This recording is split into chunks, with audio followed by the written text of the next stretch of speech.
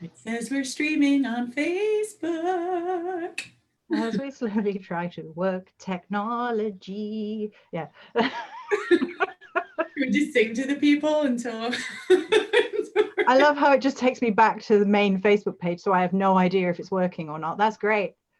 That's wonderful. Witch list. We'll just sing a bit and carry on. And if no one knows, then no one knows. Welcome to the witch list. Can you tell me if we're working, please, Facebook? Please. I just want to know if we are live. And then I have to find myself and mute myself. And it's going to be, we didn't tell the people, but it's a musical witch list. We're going to It's a musical witch list. We're all singing, all dancing. Aha, we are live. Wonderful. And I'm going to mute that. And there we go. Everyone can see us. Can I make this bigger so I can see all the comments? Hello, everybody. Hi, everybody. That's not full size Facebook. And we have unmuted me again because I need to hear myself. No, mute.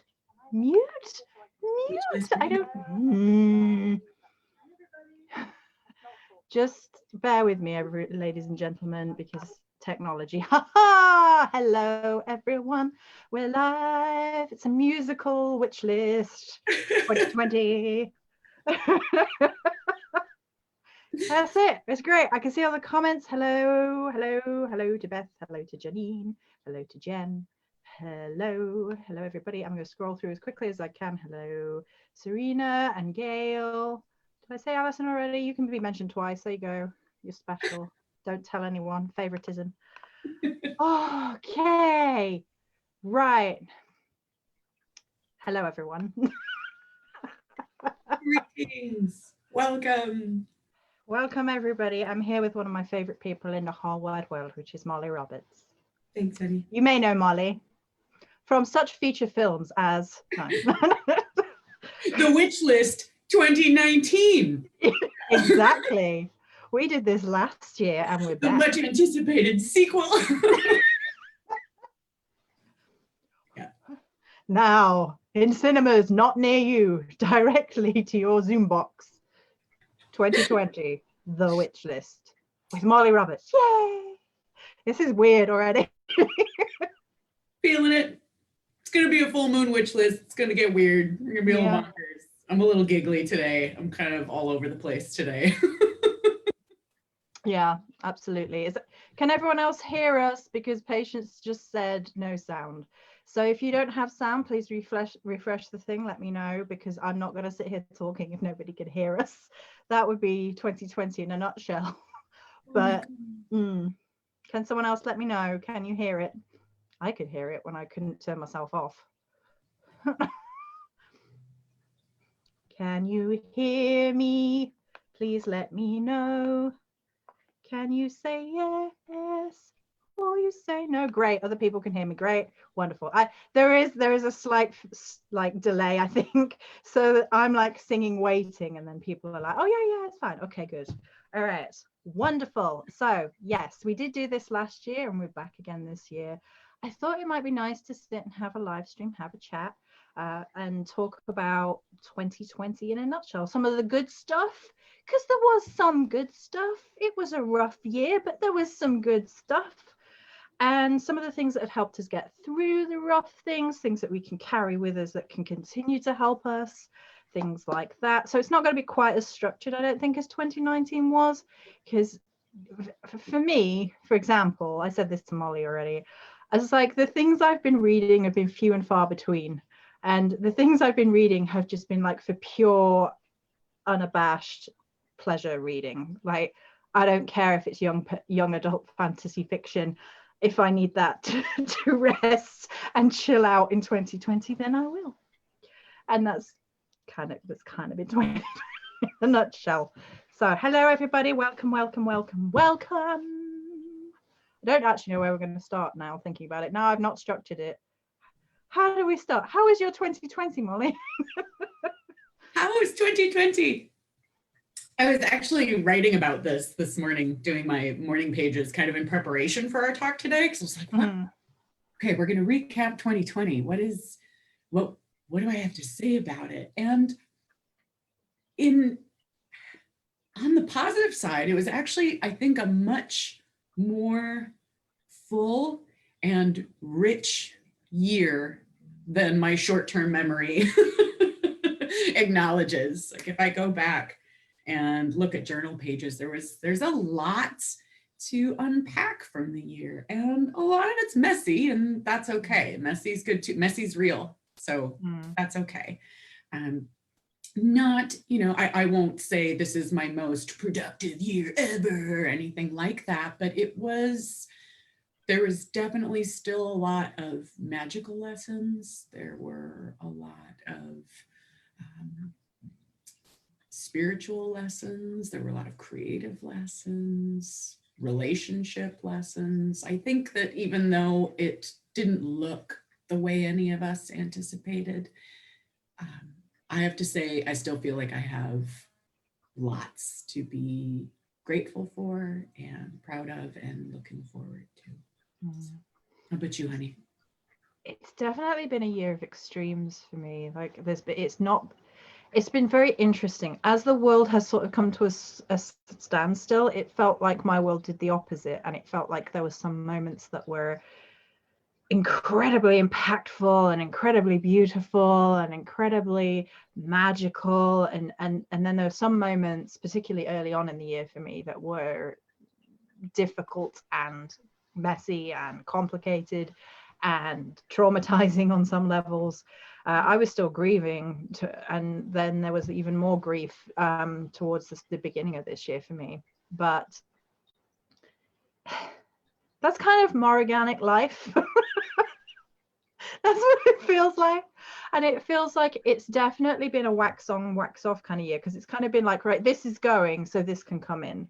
And this is going, so this, and it feels transitional to me, as if we're all sort of almost, it's a very weird feeling, like you're almost turning and gearing up to get into your lane, whatever that means to you. So it's kind of like that moment where you're just sort of transitioning and moving around and finding what fits and what no longer fits. And you've had the time, for most of us, not all of us, essential workers, honoring all the essential workers out there who have,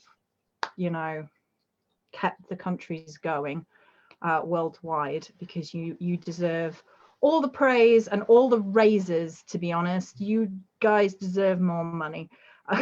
There, I said it.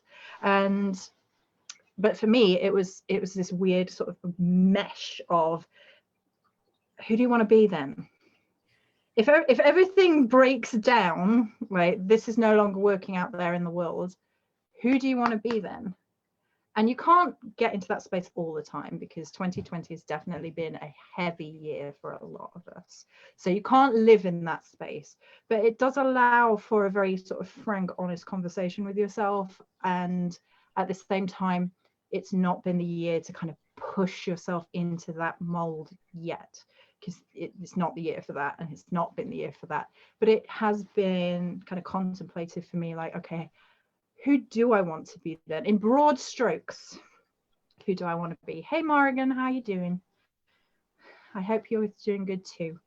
So yeah, so that's kind of been 2020 for me, and kind of wanting to look after people. I keep going like, right, we need to rally the troops, we need to protect everybody. That's been me in 2020, like going down. If I had a basement, which I don't, but that would be me, like, we're going down the basement, we're going to help everybody, we're going to come up with something.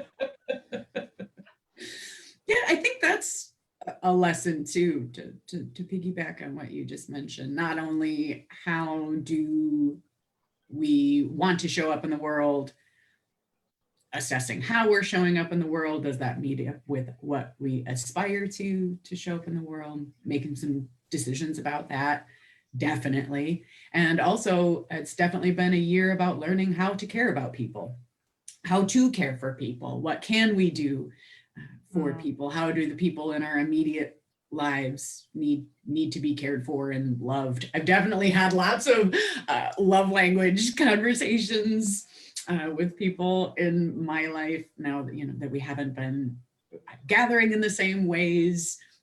It's actually been sort of an opportunity to reassess is it the gift giving that matters to you? Is it the service that matters to you? Is it the quality time? Is it the what, And then also, I think getting a different kind of in-depth look at what your own love languages are, really being able to notice what you're missing and what you're craving and what that tells you about yourself. So it was an opportunity, I think, there for different kind of soul searching. So yeah. Natalie from California says hello to Molly, and Michael says it's been a year of sort of breaking things down for him. Beth says it's been a big release of our old selves, getting out of our own way and moving into something unknown. Yeah, that's exactly how I feel about it, Beth. That's very succinctly and wonderfully put. Exactly. To follow on from what Molly said, I think it's definitely been a self-love kind of year, and not in the self-love that we often get presented in the spiritual communities. Like, I feel like self-love has taken on a whole deeper, more practical in some ways kind of vibe this year, because it's like, well, all the bubble baths in the world are great, and if you enjoy them, all power to you. I like a nice bubble bath myself, but at the same time, we've got to do this work. We've got to like look at this work, because we've been largely alone with our own thoughts this year, a lot more than we have in previous years, even if we live with other people, because everything's been disrupted. The usual sort of routine has kind of gone out of the window, so it's kind of been like, all right, so we're sat alone looking at ourselves, and we have to decide who we want to be. And for me, it's kind of been like, okay, there are these patterns that I keep getting into which are no good for me. And love life especially, and I was like, I'm not getting involved with anybody else for this year, and I have not. I'm just going to focus entirely on healing and looking at my patterns where I feel there's an issue and it's not good for me. And looking at what I need to heal in myself first, because I felt like that was the important bit. See you later, Beth. Have fun with your little ones. And Morrigan says, hey to Molly, nice to meet you. His 2021 commitment is to journal for my spiritual artistic needs. Good Notes 5 with Apple Pencil. That probably means more to you than me. Good Notes 5 with Apple Pencil means nothing to me. No, it's always a good year to start a journal, so that's excellent. Definitely been a journaling kind of year. My self-love journal actually changed into my priestess journaling, so that's one of the major differences for me this year. And I think most people probably know by now, I've talked about it a little bit, but at the end of last year, when I am not low tech, how dare you?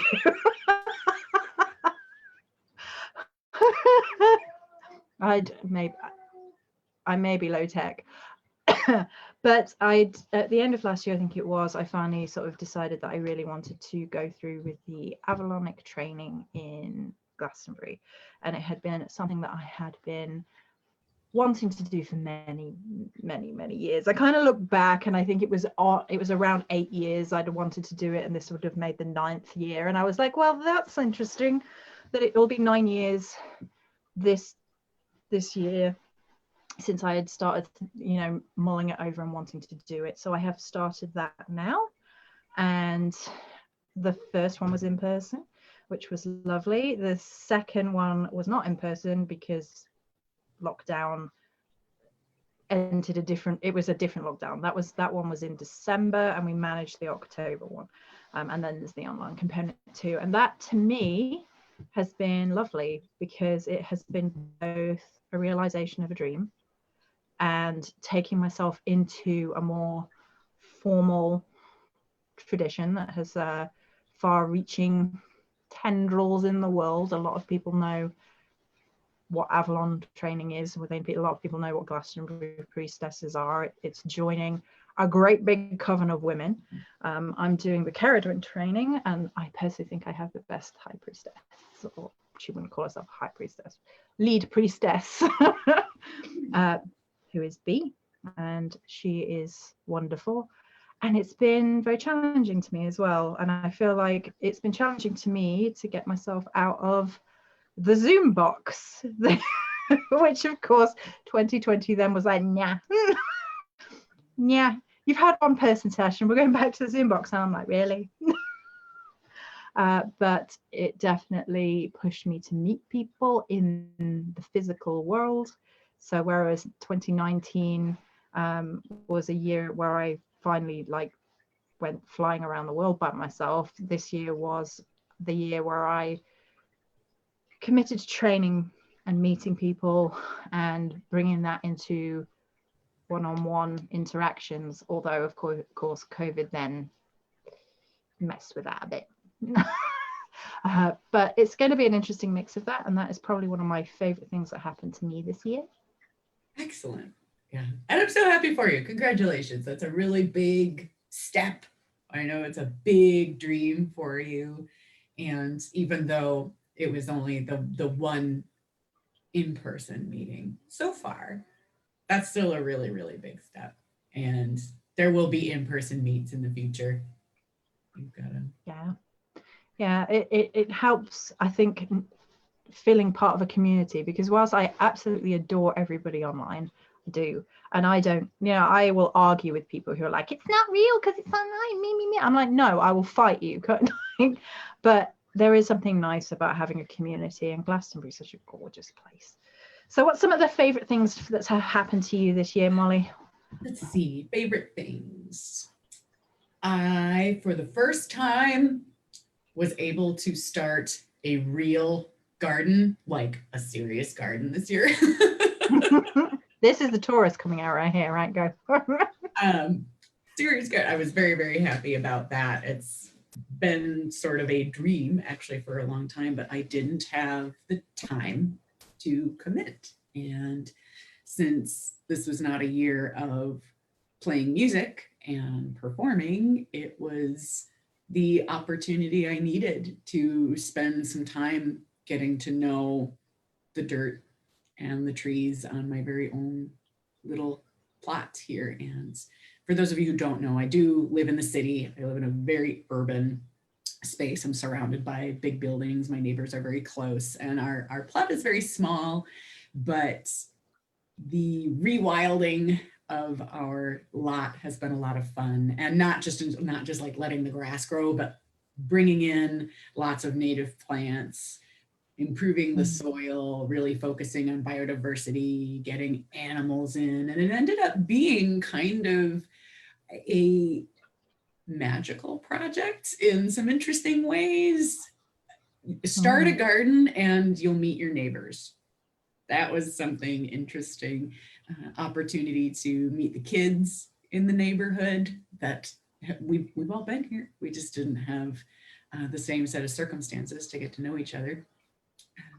People seeing that you're digging in the yard and dropping off plants or dropping off driftwood they found that they think you might like. And so it sort of started turning into this kind of loose kind of community project. And it was fun to see the animals come in and supplies end up on your doorstep and have conversations with people you didn't normally. That it was sort of interesting to me that in this time when we were supposed to be very separated and very isolated and distanced, that it was actually the first time I really had the opportunity to get to know my neighborhood in a totally new way, and has opened up some friendships and a different attitude, I think, about my community. It's not as abstract anymore. It's like, well, of course I live in a neighborhood and this is my block, but knowing names of my neighbors, getting to know their pets,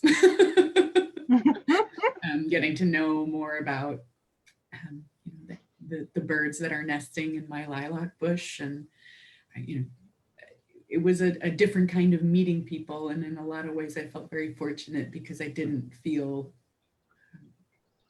as alone, I think, in a lot of ways. And of course, there's just the beauty of growing things and getting into plant identification and things like that. It ended up being a huge gift that just kind of kept giving all year, and I'm excited to start planning next year's. But I think the garden was big. That was big. Well, Nicole asked, how is your couch garden doing? Fab.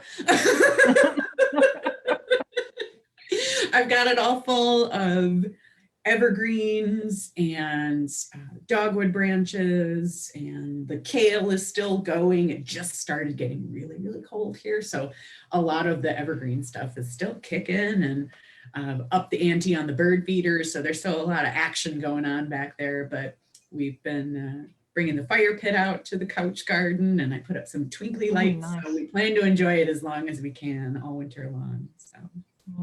It's interesting because that's kind of taking you back to that kind of green witchery that may never have happened without 2020, or not happened on that level anyway without 2020 and the way things were. So that's lovely. That's like, it's very, very spiritual. It's very witchy. It's very like, I will just bring the garden in and we will create one and we will grow one and we will begin something that's gorgeous. So Sue says she wants to go on a road trip when this is all over. Me too. Yes. Where do people want to go? Put in the comments where you want to go. We'll hold that for each other. Put in the comments where you want to go. Yeah. Where would everybody go on a road trip when this is all done? Comments in the comments section. Go. I want to go to Ireland very much. When this is all over, I feel like I want to go see the more organic places. I've never been. I've been put off for a few reasons. It's not that far from where I am compared to some places, but at the same time, it's still an expense. So Allison wants to go to Santa Fe, New Mexico. Have you ever been? Have you ever been before? And Iceland.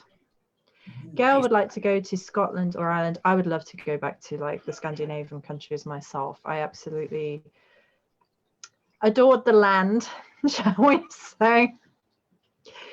I miss the land very much. Norway was absolutely beautiful, and I felt such a connection to the earth there. I do miss the land of it very much, and reindeer. I miss reindeer. Michael says either Salem or Sedona.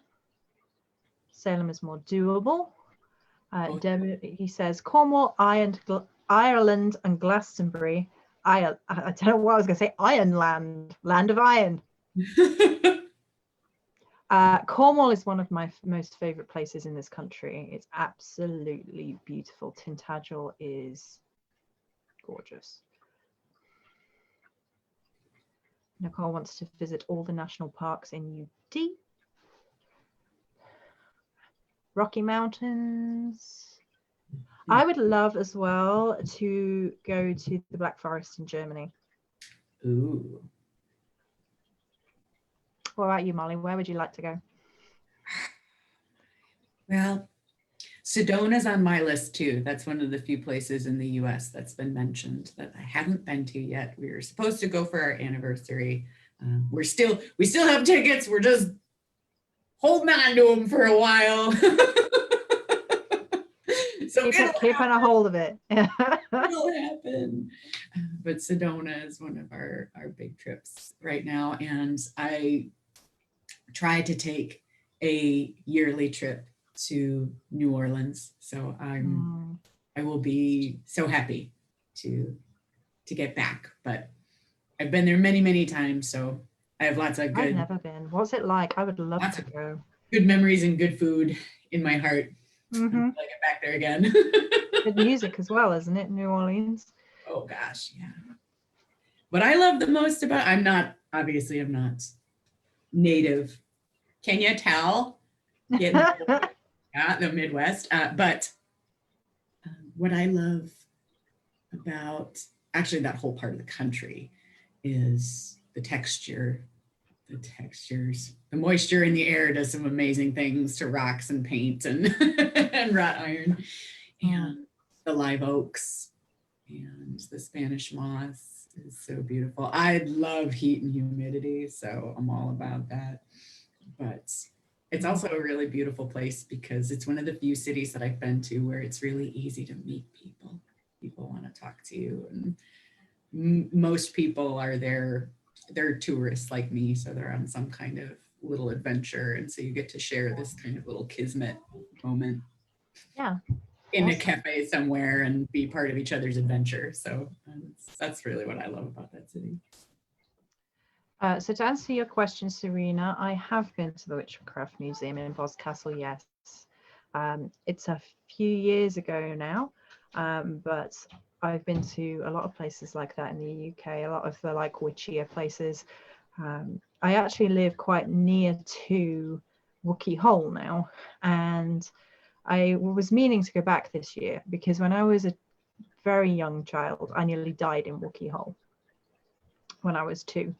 I nearly fell through this rickety old bridge that they had in the 80s, which would no longer be safety appropriate, and I would have fallen down to my death in there. And it's a witch cave.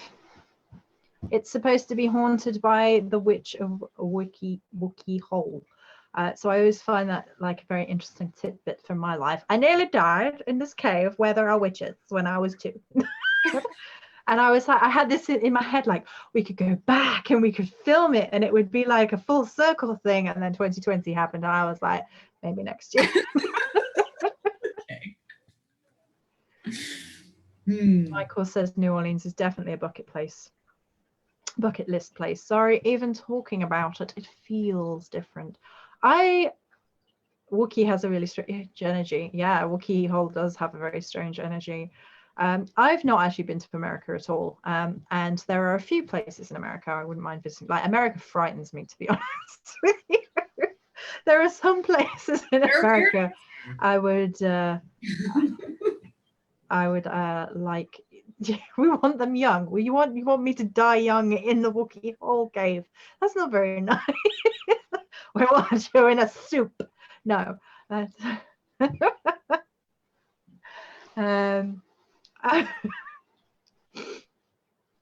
Yeah, but there are a few places in America that completely distracted me now. Now I'm thinking about like Joey Soup age 2. I don't know. This is bad. It's a bad. But yeah, so New Orleans definitely, and Salem would be very interesting to see, I think. And I'm sure there are other places that I'm going to space now because my brain's asleep. My brain's like, it's 8:30 at night. What do you want from me, woman? I would love to see some of Canada, actually. Some of Canada looks really beautiful. I wouldn't mind that. Meet up with Molly and go on a grand tour. Well, I wouldn't mind meeting up with Molly and going on a grand tour. Let's make it happen. Light your candles, everybody. Let's make it happen. I'll take you to all the national parks. I'll take you to all the parks. This would be terrifying because we'd both be like, if your other half came with us, you and I would be like staring at tree moss for like half, like, look at it. I'd be like, can we leave? No, but look. That's how that would go if Molly and I were in. That is how it goes. Yeah. Okay. So what do you think has been the most helpful for you this year in terms of sort of spiritual, what would you call it, like a self-help kit, like your toolkit? Like what has been maybe unexpectedly helpful for you through this year that has really helped with your witchy practice other than the garden? Well, this is a truly unsexy answer, but okay. It's the truth, which is really getting back to basics. Really getting back to basics. Stripping it down to the things that put structure into my practice and my life and my wellness. And those are things like meditating daily. That was a thing that just kind of kept getting smushed off and pushed off. And, you know, when I have time, and then surprise, surprise, there was never any time. But focusing on my morning practice, making sure that that stuff happened right away in the morning, so that even if the day did get long or you did get tired or, you know, it was already done. So meditating, daily, keeping really kind of like drawing it in, not going so wacko on like, I gotta be building stuff on the astral all the time and I gotta be, but just really focused breathing. Tonglen meditation was very, very helpful to me, doing that as often as I could, getting back into the practice of doing regular offerings was very grounding. And I've talked about this before, that one of the reasons I like to give offerings is because I think it puts you in a place of gratitude and helps you remember that you are connected to other things, things you can't see, things you can see. Especially, and I think that's especially helpful in times when you feel kind of lost in space. Giving offerings can be a way to do that. And really kind of getting back into my study, going back and reviewing texts that I read long, long time ago and seeing what they mean to me now and rejuicing them. But, you know, in a time when you might not feel so much, you know, like everything is just super magical spellcasting playhouse all the time, like still feeling engaged with your magic and with your practice, but being in a space of being a student again, coming in with a beginner's mind, getting really back to basics. That was big for me. I think it's a sexy answer. Not a very on it, as sexy as not a very magician. Getting back to That's the truth. That's the truth. What about you? What were yours? Well, the first thing that really helped me with connection was taking definite trips to go into the woods for spiritual reasons. That, yes. And it became like a need this year. Like when everything was too much, which it has been at points this year, everything has been too much. It was like, I need trees. I need them. I need to go out into the woods or I'm gonna have a meltdown. Because it's definitely been a year of like taking on a lot from other people. And not in a negative sense or anything, but you can just feel everybody's apprehension or fear or worry or grief, and especially when you're very plugged into the spiritual ecosystem. And so sometimes this year it's just been like, I need trees. I just need them. Perhaps more so than ever before. And I've always been a bit that way anyway. So that's definitely been a big thing this year. But this year has been, I think it's very, what's the right way of phrasing it? It's very much in line with what Molly has talked about when Molly talks about granny magic. So there has been like this mothers of my mothers in this ancestral vibe this year, which has come through in such a way that was totally unexpected. So it started for me hardcore when I was making a physical set for the store, which was Blood Mothers. And I had it in my head because I wanted to make something initially for Red Tent. So last year into this year, not so much this year in the end, but has been a year where I've attended Red Tent ceremonies in the local community. I'm very lucky in that priestess, Bliss, is a priestess of Rhiannon from Glastonbury and is welcoming to all. She doesn't have, you can get red tents which get a bit turfy, you can get exclusionary, you can get some of that in certain red tents in certain places in the world.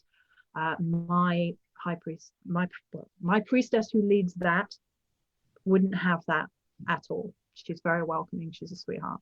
And so those red tents last year into this year have been wonderful gatherings of women, of all women being welcome, all underlined women being welcome.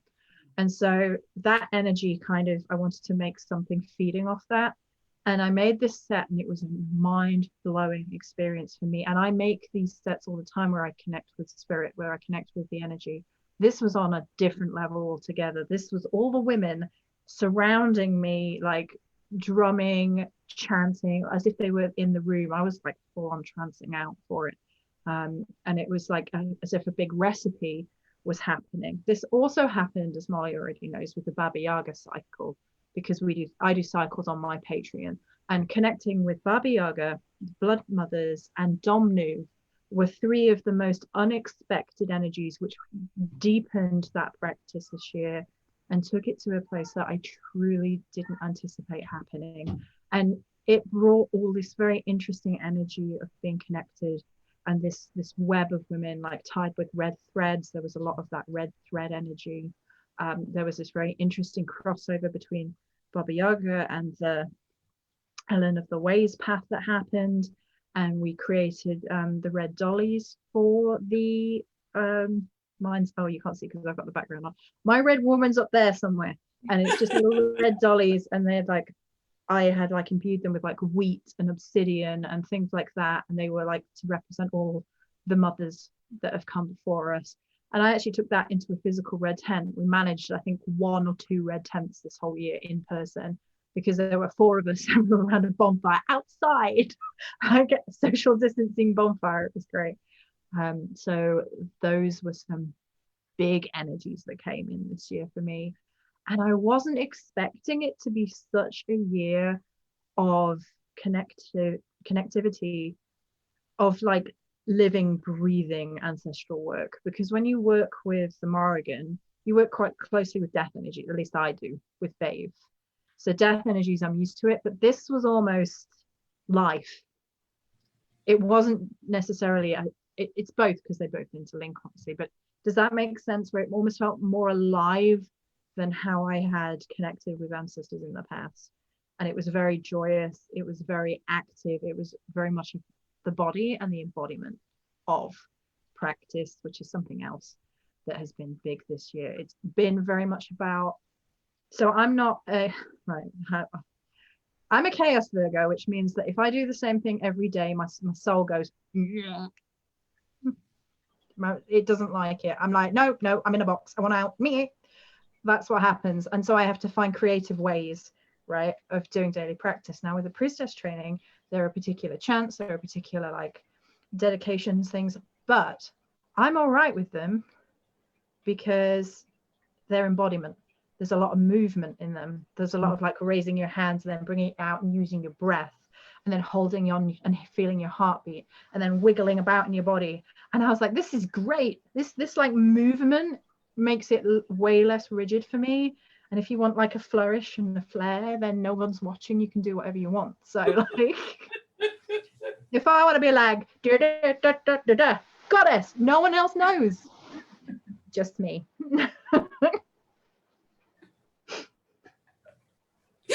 That's great. Patience says she hung her red dolly on the porch the first day of fall. Oh yes, because you got one, didn't you? From Patreon. Yay! And then Jennifer has a question. What do you ladies suggest for book purging? I have several books I want to get rid of, but I don't really want the hassle of selling them. Happy 2021. I love to gift books. Yeah. We were talking about love languages before. Giving people books is my love language. I have a book from Molly this year. I have the Avalon book you sent me. I'm love.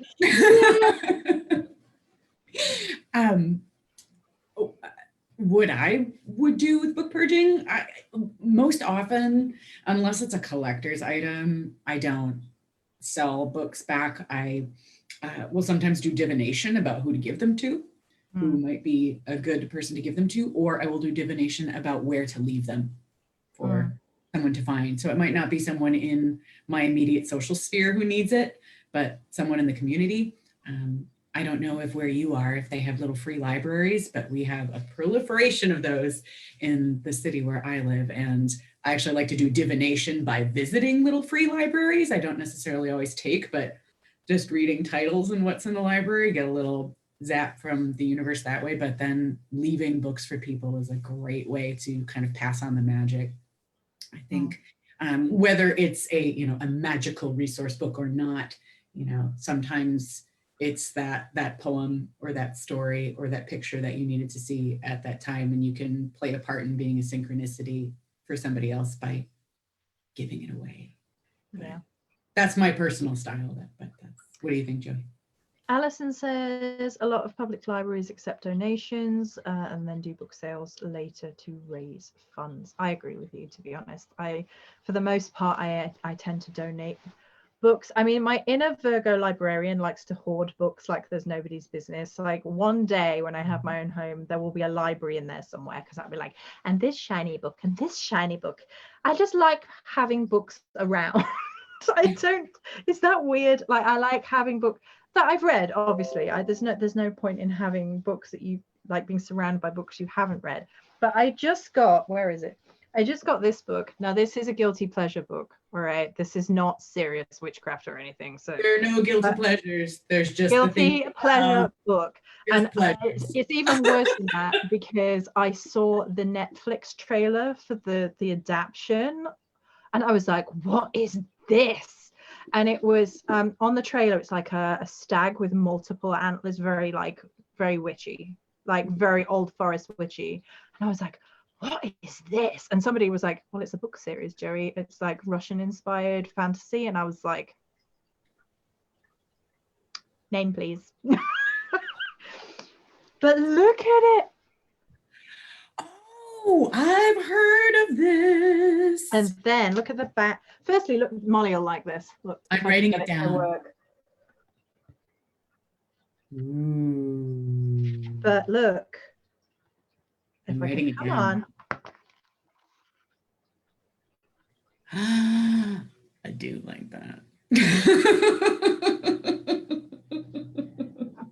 So I've actually, right, so I started reading this today, and look, that's where I am.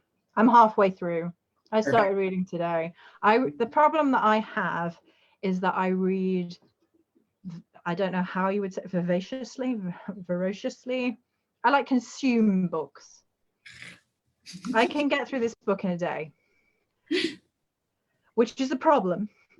But the other problem with it is my memory is not great. So if I do get through it in a day, I can read it again in a few weeks' time, and I will remember a bit more of it that time. You can enjoy it all over again. I've been enjoying it so far. Like, I'm halfway through. I mean, it's obviously, I've only been reading it today, and I have really been enjoying it. And it obviously, what I've been doing for the last 2 cycles on Patreon is actually doing some Stitchermancy for each goddess that we do. And this month was Skadi, and Skadi tied into the reindeer goddess energy that's been so talked about this year in particular. And then I got this book, and I was like, this is the book for the thing, isn't it? And then there was the deer at the back, and I was like, yeah. Stitchermancy, for anybody who doesn't know, because Molly did mention it and I've just mentioned it, Stitchermancy is when you take a book for divination, you open a page, you read the passage or the whole page, however you feel called, and there's some insight in there for you. There's some key words that will stick out, or a feeling or an idea. Yeah. Jennifer says, thank you for your beautiful suggestions. I do not believe in throwing out books, and that's a great idea, just to bring it to the library and see who needs it, especially now. Yeah, I can't think of a different way of doing it other than what Molly suggested, unless there are maybe online book donation groups.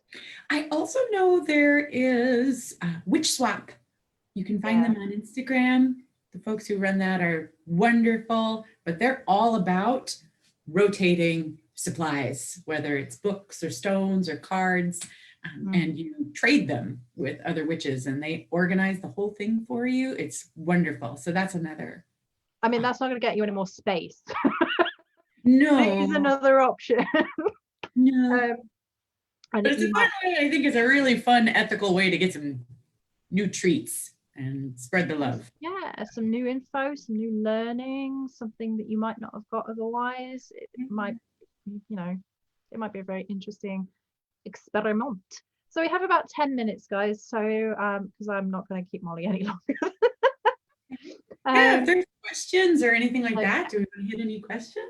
Yeah, so if there's any questions that you would like to ask either Molly or myself, I don't mind either way, as long as they are within reason and respectful, please, everybody. I'm sure they will be, but we just say it every time just in case. Now is the time. You have the power. Now is the time. Now is the hour. We are the witches. This is the hour. Woo! Woo! We could rewrite a new craft. We could make it really, really good. We could have been in that movie. I'm just saying. Exactly. Morgan does. He's just give him a minute to type it. Okay, we'll carry on like singing and like posing and like waiting for your question. Woo! No? Okay. In the witchly vein of things, I mean, you did mention a book. I know we usually talk a little bit about any music, any other favorites, while we maybe wait for some questions. Sure, yeah. What's some good music this year, Molly? I'm not gonna lie, I didn't consume a ton of new music. I revisited a lot of music that I love, but I love Ghost. Some of my patrons will know I love Ghost. Not sorry. And I also, and I just gotta say that their amazing rock opera about the plague suddenly became a very like pertinent album in my life. Like, who figured? You know, who knew? It became relevant all over again. So that was fun. But I'm also really enjoying Twin Temple these days. If anybody knows Twin Temple, they are a really fantastic, outspoken, feminist, satanic doo-wop group, and they're amazing, and their videos are incredible. I was really excited to be able to turn my mom on to Twin Temple. Be like, Mom, you're gonna love this. So I've been investigating them, especially for putting away ideas for burlesque when we can get back out and we can get back out there. So working on that. And I've also been listening to a lot of Rising Appalachia this year. They've got some really great kind of magically inspired music. There's a lot of folk magic references. It's also I think very socially poignant music, and just lyrically they use a lot of really beautiful kind of mystical imagery that just kind of gets my imagination going, and their harmonies are beautiful too. So that's a little bit of what I've been listening to in terms of witchy mixtape stuff. Awesome. Right, we've got a few questions. Okay. So, how has 2020 changed what you want to be or are going to be doing in 2021?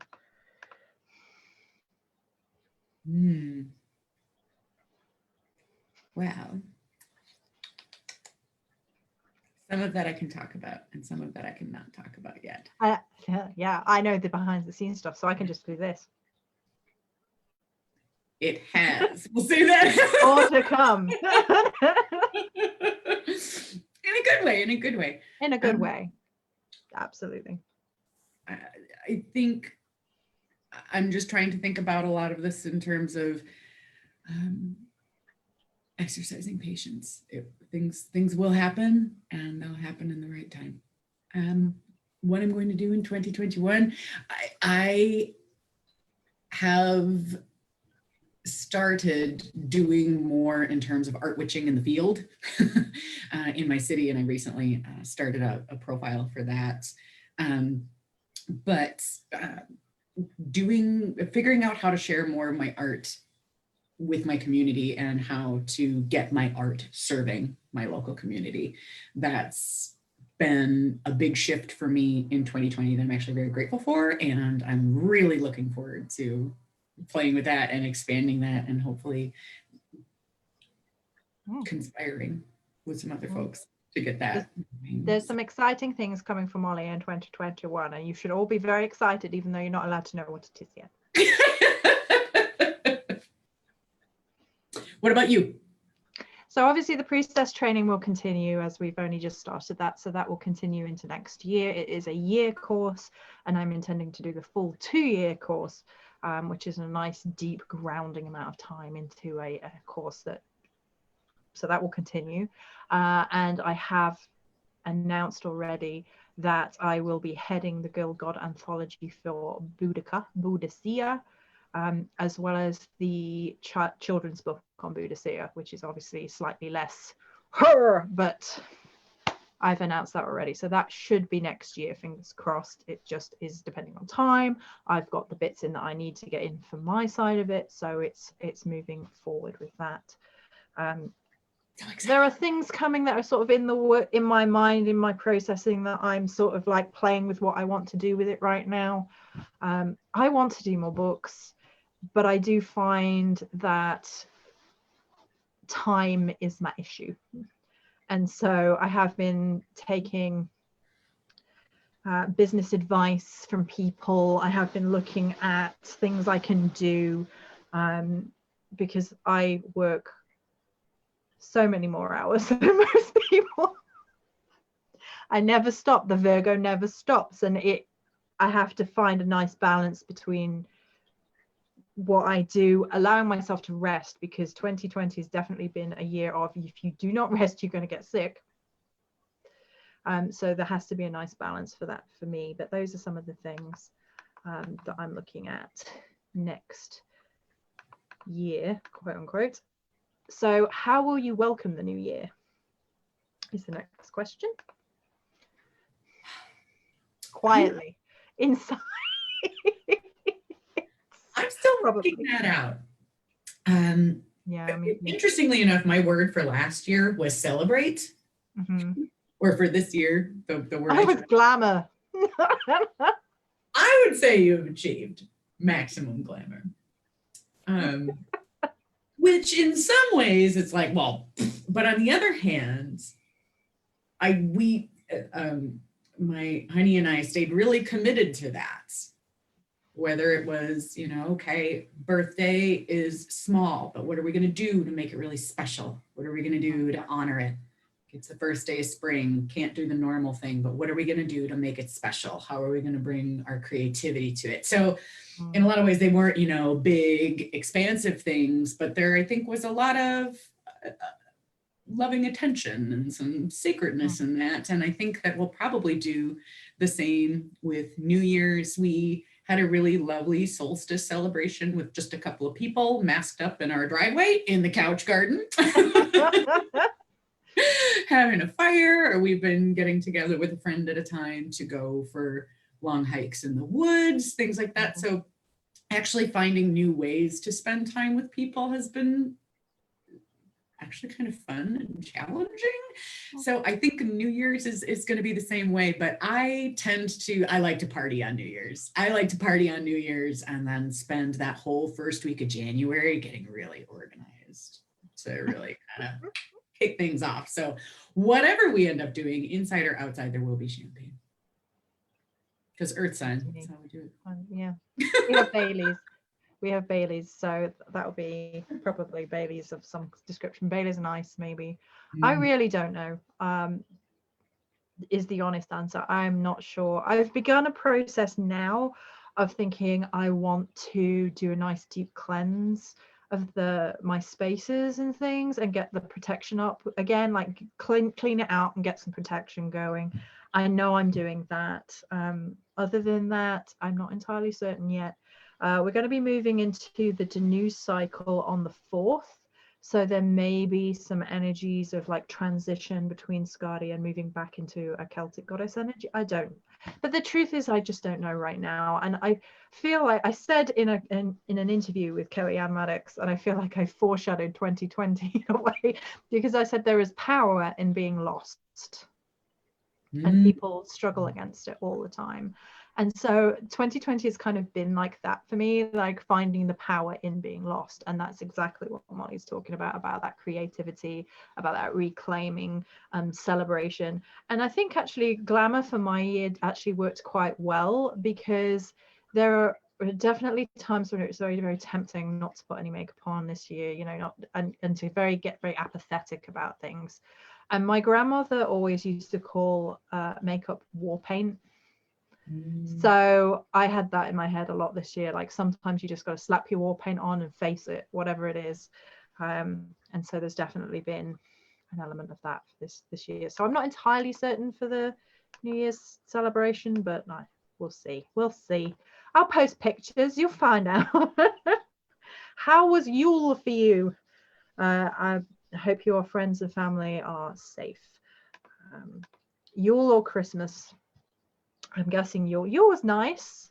You guys were all present for Mottersnacht, right, on YouTube. That was That was great. such a I enjoyed that. beautiful ritual. That was so sweet of you to put that out there for everybody. I thought it was beautiful. I was a bit nervous because all the Caradrim priestesses were like, "Oh yeah, share the link in here," and I was like, "Eh." But you did Oh my it! god, all the You did it! priestesses are watching. Great. I loved the Mother's Night celebration though. It felt wonderful. The next day I was exhausted. Christmas sucked a little bit. I'll be real with you. I was on my own for the first Christmas ever, and so it was very shadowy for me. So I did spend an awful lot of time ignoring the fact that it was Christmas. I was like, I'm going to play games and have some food and ignore everything else, and that's video games.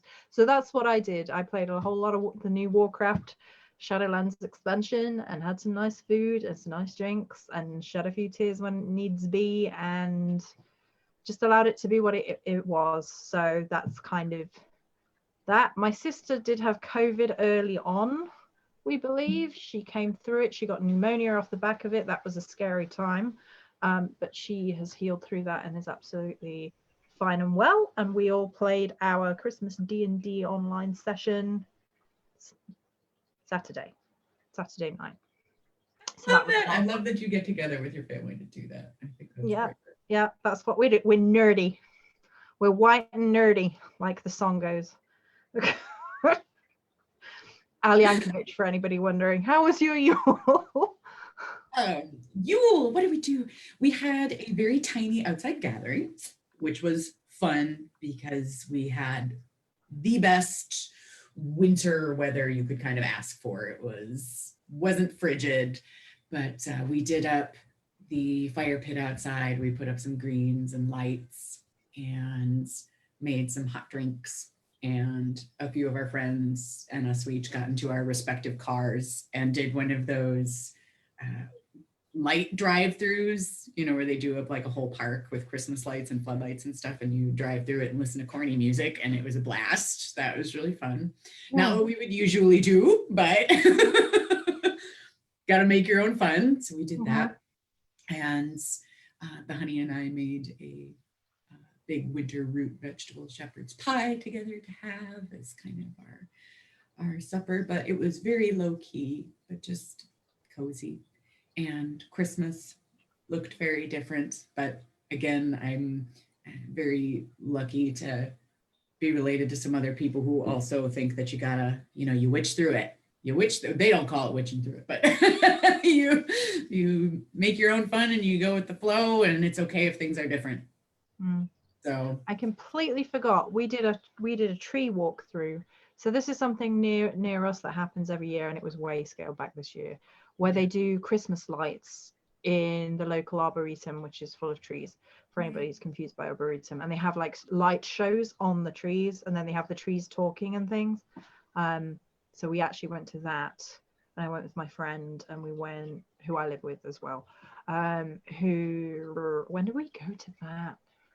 Maybe that was solstice day or the day after, something like that. That was lovely. I completely forgot until you mentioned the drive-through.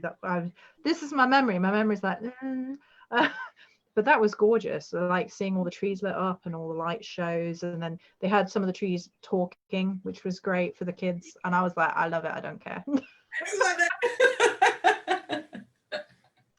So Morrigan has quite a serious question. He says, my best friend is terminally ill, and we've been preparing for the transplant next year, but we're working on safeguarding her house. It's energy for the journey ahead. We need to kick out any vampiric energy and keep things focused on healing.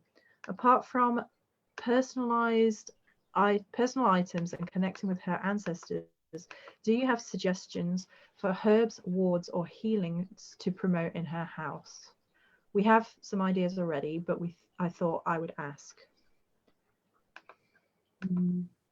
Well, first of all, it's a very generous thing to offer your friend. So I think just the act of considering this and you and your friends doing this together is hugely helpful for not only the energetic work, but for the morale of your friend and yours. I think I tend to work with images. So on top of what you're doing in terms of protection and cleansing, also filling that space that's created with something beautiful and joyful. There can be a lot of healing power in that. I know that this is probably kind of more Joey's territory. It looks like you have something you want to add there. But that would be just the way I would go with that is, yeah, you're creating a lot of this open, clean space, fill it with nourishing things, with nourishing images, with colors and sounds and scents and things to support your friend with beauty. I think the best thing I can offer you in this situation, Morgan, is it depends heavily on what your friend wants this time to be for them, because it is ultimately their time. It is their death, and it is up to them how they want that to look, how they want that to feel, whether they want to be surrounded by memories of things, or if they don't want any of that whatsoever, if they want to be surrounded by very upbeat, joyous, let's have some fun while we're doing this kind of vibe, if they want it to be a little bit more relaxed. And so it really depends on your friend first and foremost and how they feel about it, because honoring their soul journey is, in my mind, the most healing thing you can do. It's not, and it always feels like it should be honest and truthful as a reflection of them. So it's not pretending it's not happening. It's not kind of taking away from the situation, but at the same time, it's not my place ultimately, it's not your place even, it's their place to say what it is that they want that to be. That's a great point. So the healing kind of tends to reflect the person.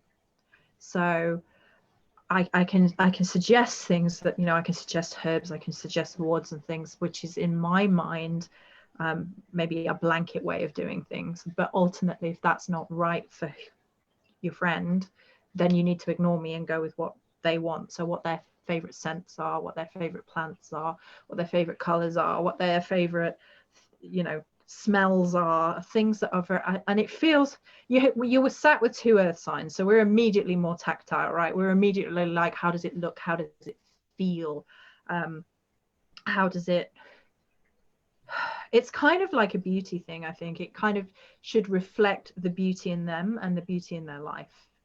So that's where I kind of sit. If you want to come to me in private and say, okay, but what herbs and things, come to me in private and I'll give you lists and things. But that is my immediate thought with that, and that could be a very long conversation. So I just want to, round it there and see what the other questions are. But sending you all love, because that's a very difficult situation for everybody involved, I know. So lots of love. And also, it just happened on top of mind, if they'd be interested in looking into, I know Selena Fox has a really fabulous podcast. I believe it's on Nature Folk now. It's an archived podcast, but it is about end-of-life conversations and end-of-life rituals from a sort of universalist and pagan perspective. And I used that resource while going through a life transition with someone and found it to be extremely sensitive and helpful. So it might be something you want to look at. Yeah, you can find Selena Fox quite easily on Facebook as well. And she seems quite approachable. So if you're struggling to find it, I'm sure you could contact her. Yeah. Right. So Alison asks, I want to ask if there are any cool correspondence courses, arts, crafts, tarot, or witchy you recommend. Yes, Molly Roberts has this course called Art Witch.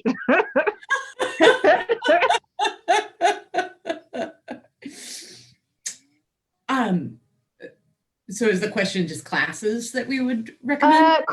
She calls it correspondence courses. I'm not quite sure what you mean by correspondences, if you mean like actual correspondences or just like arts, crafts, tarot, which just like things. I'm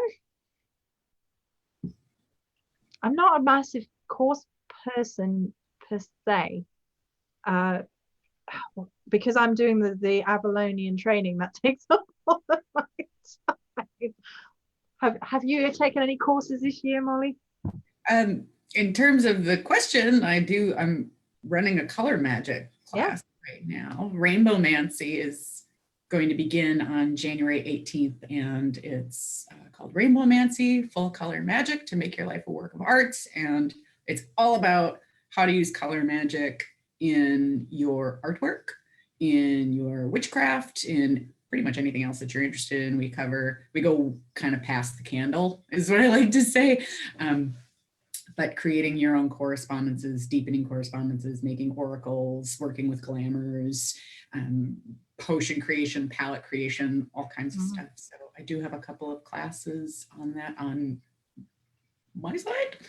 But this year, the study's really been self-guided. Me too this year, yeah. I do also have the Chaos Virgo course available, guys. Which is very good. Yeah, Molly has seen it. So the idea behind the Chaos Virgo course is it's helping you to create a magical life, particularly, but not restricted to, under the weird COVID conditions. So that whole like not knowing what to do, not knowing how to create a routine, not feeling that routine is quite your jam, feeling very like, I have all this and I don't know what to do about it, help. It's that kind of course. So it's kind of like structure for those who don't like structure, and how to bring the witchy in to these ideas and how to shift your mindset and help you to cope. I have that on Story and Supplies. So yeah, we both have some good stuff which we've both seen each other's, so we can recommend it. Our promotions, shameless. Oh my god, how could they? Anyway, right, carry on. Because we know it's good. You should see how much earth signs put into their courses. My god.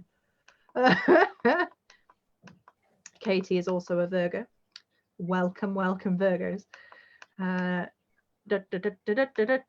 Michael says, I hope you have a happy new year. Thank you. I hope you do too.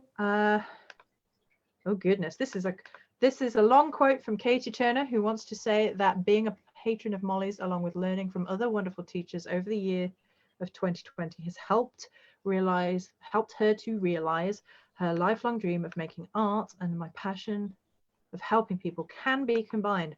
I think that going back to school is in order for me, but I want to combine that with my magical leanings and alternative healing modalities. Congratulations. Paint. Yeah, it sounds great. And thank you. That's great. People wish they had a light drive through. That sounds great. Make one. Yeah, make one. That could be. Get all your friends together, put up some lights in your neighborhood, and take turns. So I think that's it for questions, which leaves us 10 minutes over. So it's probably not a bad place just to round off. Thank you, everybody. Thank you for being here. I realize it was not quite a list this year, but more of a chitty chat. Oh, Brendan, hello. I didn't realize you're here, Brendan. Hi. He says it's close to the anniversary of when he met Hell. It's been almost 4 years, and it feels like I've had Hell alongside me longer. Wonderful. Have a nice big ritual death ceremony for that. That sounds wonderful. Nice death goddess ceremonies. Wondrous. So thank you so much to Molly for joining me once again for the Witch List Part 2. All singing, all dancing, musical. Yes. Jazz hands. Wishing you a happy, gorgeous, safe, healthy, prosperous, fun, extremely sexy new year. Extremely sexy with jazz hands. Thanks for hanging out, everybody. And make sure you check out Molly's courses and everything. Blah, blah, blah, blah, blah, blah, blah. Would you like to talk over me and tell everybody where they can find you if they don't already know, Molly? I'm sure they do, but let's just... MollyRobertsMagic.com. There you go. In this sort of... I was imagining the star wipe. Yeah. It was very like film noir style, like MollyRoberts.com, investigator for hire. There's also there's a ton of free stuff over there too. The blog is there. There's a lot of principles and coloring pages and articles. There's lots of free stuff there too. But you can also find links to the courses if that's something that you'd like to check out. Yay! And I am, of course, on www. That's too many W's. Go back one. We swallowed that last W. It's gone. StarryEyedSupplies.com. And you can find the free stuff on the blog and links to all the YouTube videos, which of course are all free. You can find links to Patreon, which I love. To be honest, that's my favorite place to be. I prefer Patreon to all other things, and the cycles on there are great. And so you can find all my stuff through there. It's probably the easiest place to find me. Find courses, find books, find all sorts of stuff. Who knows? You might find something you're looking for. It was my cheesy movie line. Come to Starry Eyed Supplies. You might find what you're looking for. I like that. It's been weird as always and wonderful. Thank you, Tamale. Thank you guys for joining us. Thank you for your questions. Thank you for your comments. Have a very blessed and safe end to 2020. Just reminding everybody, I know that this can be a difficult time of year for people. So just know that you are not alone. We will not let you be alone. This is part and parcel why I wanted to do this, because I just wanted to reach out to you guys and let you know you are not by yourselves. We are here in the spiritual ecosystem, in spirit, if not in person. We will be in these Zoom boxes for you all. Many blessings, guys, and I'll talk to you very, very soon.